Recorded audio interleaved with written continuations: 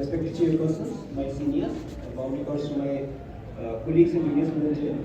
And today I am presenting this topic a prospective study of evaluation of operative duration as a director of mortality in critical emergency surgery. Concept of 100 minutes laboratory in a resource limited setting. So operative duration has been found to affect post-operative mortality rates in several previous studies.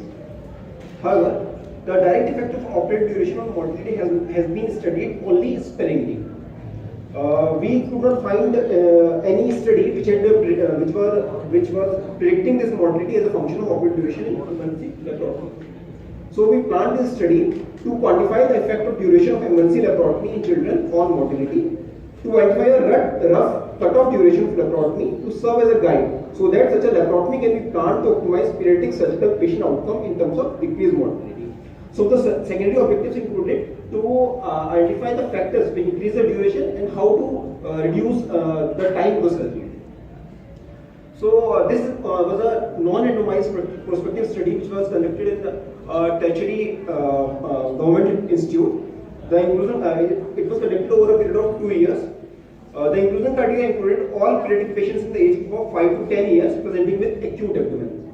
Only those patients who had a PRISM-3 score, that is the pediatric risk of mortality score of less than or equal to 8 representation. I will be showing the chart in the next slide.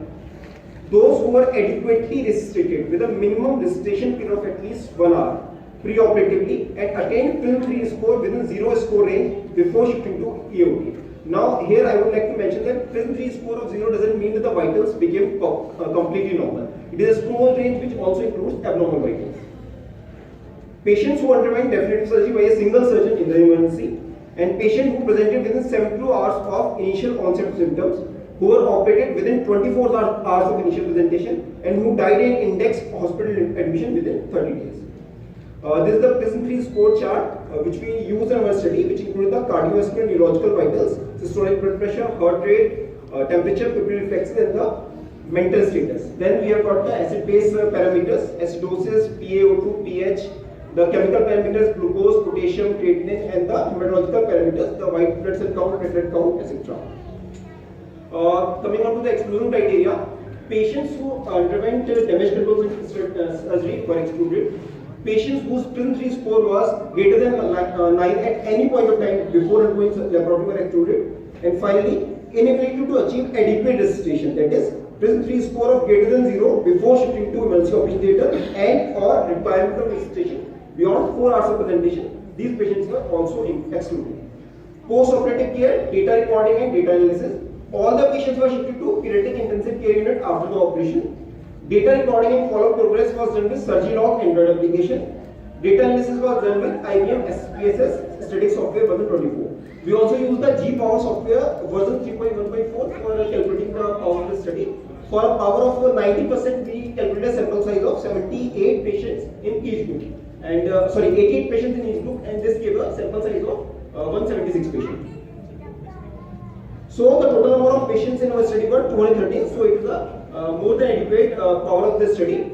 The males were 72% and females were 28%, as shown in this figure 2. Then our primary outcome was mortality. So we divide the patients into two groups, that is the survived patients and the expired patients. The survived patients were 83% and the expired patients were 17%, as shown in this figure 3.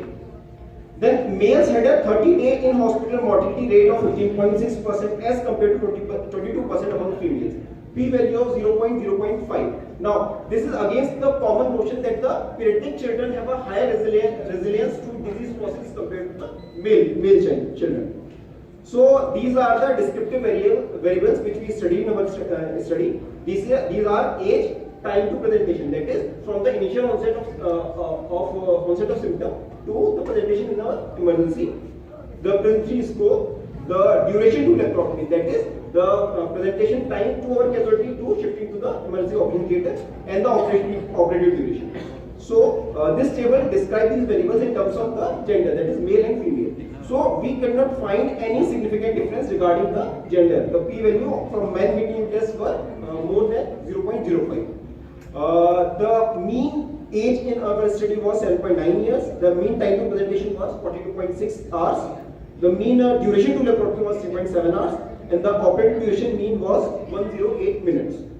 So this is our primary outcome, that is mortality. So we have summarized all the data in this table, and as we can see, the age, time to presentation, and prison score. For these parameters, the p-value were calculated to be more than 0.05. So these were not significant factors, these are not limiting factors in the survived and the expired patients.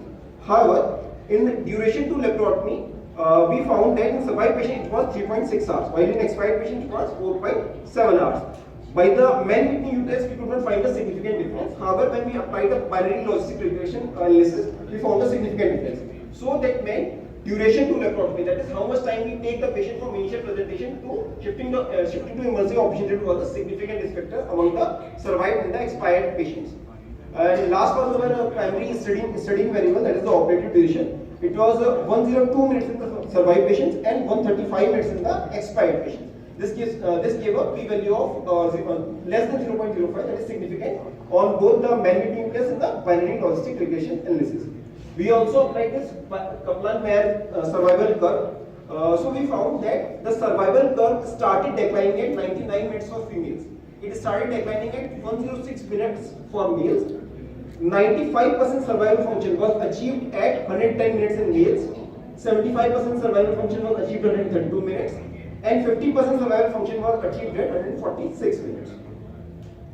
We also made the receiver operating characteristic curve analysis for this operative duration, and we found that the area under curve was 0.864. Now we know that if the area under curve is between 0.8 to 0.9, it is said to be good. So this meant that operative duration alone accounted for 86 variability in mortality rate.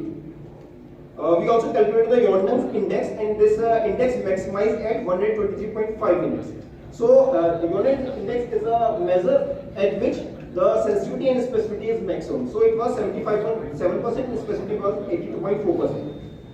So we calculated the mortality rate at this maximized Jordan index, and we found that at 123.5 minutes the mortality rate was 5.8%. However, if the mortality rate, if the operative duration was increased, the mortality rate was 47.5%. So these are some of the important interpretations which we can chalk out from our data. First thing is, sex or gender does not affect the post-operative 30-day in-hospital mortality. Time to laparotomy is a very important risk factor for forecasting mortality, which we missed in our man-missing test. We also studied the factors which led to this increasing duration. So these factors included that sometimes the patient was not NPU. Parental status was not there, so we took time to shift the patient. Similarly, sometimes the patient's attendants were not giving consent, patient could not arrange them. So these factors might appear trivial to everyone, but these are the factors which we senior residents and junior residents have to face in the casualty. Then operative duration, of course, was a very important risk factor in prognosticating the probability of death following surgery in emergency setting. In a resource limited setting like ours, an emergency periodic laparotomy should ideally be completed within 100 minutes, so that we can achieve a mortality rate of 1 to 2%, that is within acceptable limits. If for some unforeseen circumstances the laparotomy duration is increasing, mortality rate in acceptable limits of about 5% should be obtained at a cutoff operative duration of 123.5 minutes, that is at a duration when the Jordan's index maximized. An emergency periodic laparotomy must not exceed 135 minutes in any situation, as survival function drops rapidly beyond this point. As we saw in the index, it was more than 75%. So the conclusion from our study, it is the first study which has quantified the effect and the impact of operative duration alone as a function of mortality. And completion of an emergency laparotomy in children 100 minutes should be a realistic target for improving the post-operative outcome in government hospitals casualty center. These are my references.